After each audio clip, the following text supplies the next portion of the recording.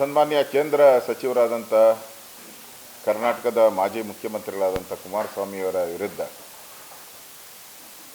ಒಬ್ಬ ADGP police ಇಲಾಖೆ ADGP ಹಂದಿ ವಲಸು ಈ ಥರದೆಲ್ಲ ಮಾತುಗಳು ಆಡಿರ್ತಕ್ಕಂಥದ್ದು ಕರ್ನಾಟಕದ ಇತಿಹಾಸದಲ್ಲೇ ಒಬ್ಬ ಕೇಂದ್ರದ ಸಚಿವರ ವಿರುದ್ಧ ಈ ರೀತಿ ಒಬ್ಬ ಪೊಲೀಸ್ ಅಧಿಕಾರಿ ಮಾತಾಡಿರೋವಂಥದ್ದು ಮೊದಲನೇ ಬಾರಿ. ಕಾನೂನಲ್ಲೂ ಕೂಡ ಅವಕಾಶ ಇಲ್ಲ ಆ ಥರ. ಯಾವುದೇ ಒಬ್ಬ ಅಧಿಕಾರಿ IAS ಇರ್ಬೋದು IPS ಅಧಿಕಾರಿ ಈ ಥರ ಕಾನೂನಲ್ಲಿ ಮಾತಾಡೋಕ್ಕೆ ಅವಕಾಶ ಇಲ್ಲ. ಅದು ಈ ರೀತಿ ಅಧಿಕಾರಿ ಮೇಲೆ ಕೇಂದ್ರ ಸರ್ಕಾರನೂ ಕ್ರಮ ತೆಗೆದುಕೊಳ್ಬೇಕು, ರಾಜ್ಯ ಸರ್ಕಾರನೂ ಕ್ರಮ ತೆಗೆದುಕೊಳ್ಬೇಕು.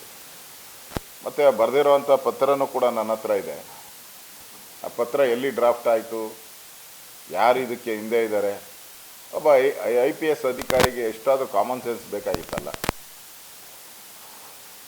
ಇದರಲ್ಲೆಲ್ಲ ನಾಜೂಕಾಗಿ ಅವರು ಕುಮಾರಸ್ವಾಮಿಗೆ ಬರೆದಿಲ್ಲ ಪತ್ರನ, ಅವ್ರ ಕೆಳ ಅಧಿಕಾರಿಗೆ ಬರೆದಿದ್ದಾರೆ. ಅಂದರೆ ಇದು ಕಾನೂನನ್ನು ನುಳ್ಚಿ ಕಾನೂನಿನ ಇದರಿಂದನೂ ಕೂಡ ಬಚಾವಾಗಬೇಕು, ನಾಳೆ ಕೇಸ್ ಆದರೆ ಅನ್ನೋದನ್ನು ದೂರದೃಷ್ಟಿ ಇಟ್ಕೊಂಡು ಮಾಡಿರೋವಂಥ ಒಂದು ಕುತಂತ್ರ ಅಂತ ಅನಿಸುತ್ತೆ. ಏನೇ ಆದರೂ ಕೂಡ ಈಗಾಗಲೇ ದೇವೇಗೌಡರ ಕುಟುಂಬವನ್ನು ಟಾರ್ಗೆಟ್ ಮಾಡಿದ್ದೀರ. ಈಗ ಕುಮಾರಸ್ವಾಮಿಯವ್ರನ್ನೂ ಅದೇ ರೀತಿ ಇಂಥ ವಲಸು ಪದಗಳನ್ನು ಉಪಯೋಗ ಮಾಡಿ ಇಡೀ ದೇವೇಗೌಡರನ್ನ ಮತ್ತು ದೇವೇಗೌಡರ ಕುಟುಂಬವನ್ನು ಒಂದು ನಿಂದನೆ ಮಾಡಿರ್ತಕ್ಕಂಥದ್ದು.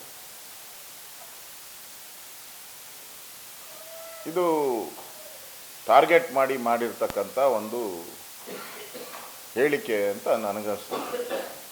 ಆ ದೃಷ್ಟಿಯಿಂದ ಈಗಾಗಲೇ ಪ್ರಹ್ಲಾದ್ ಜೋಶಿಯವರು ಕೂಡ ಕೇಂದ್ರ ಸಚಿವರು ಇದರ ಬಗ್ಗೆ ಕಾಮೆಂಟ್ ಮಾಡಿದ್ದಾರೆ. ಮತ್ತು ಒಬ್ಬ ಅಧಿಕಾರಿ ಅವರ ಲಿಮಿಟ್ ಏನಿದೆ, ಅವರು ಲಿಮಿಟ್ ಇಟ್ಕೊಂಡು ಮಾತಾಡಬೇಕಾಗಿತ್ತು.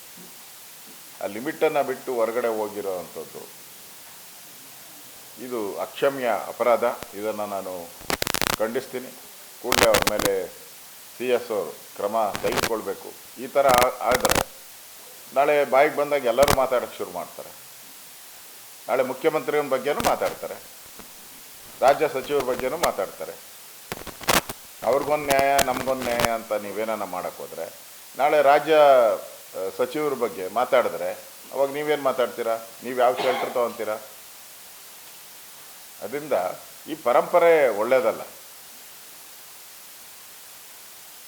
ಅಧಿಕಾರಿ ಮಾತಾಡೋಕ್ಕೆ ಅವಕಾಶನೇ ಇಲ್ಲ, ಯಾವುದೇ ಪ್ರೆಸ್ ಮೀಟ್ ಮಾಡೋಕ್ಕೆ ಅವಕಾಶ. ಅಂಥದ್ದಲ್ಲಿ ಇದನ್ನು ದುರುಪಯೋಗ ಮಾಡಿದ್ದಾರೆ, ಅಧಿಕಾರದ ದುರುಪಯೋಗವನ್ನು ಮಾಡ್ಕೊಂಡಿದ್ದಾರೆ. ಅದರಿಂದ ಕೂಡಲೇ ಇದರ ಮೇಲೆ ಕಾನೂನು ಕ್ರಮ ತೆಗೆದುಕೊಳ್ಬೇಕು ಅನ್ನೋ ಆಗ್ರಹವನ್ನು ನಾನು ಮಾಡ್ತಾಯಿದ್ದೀನಿ.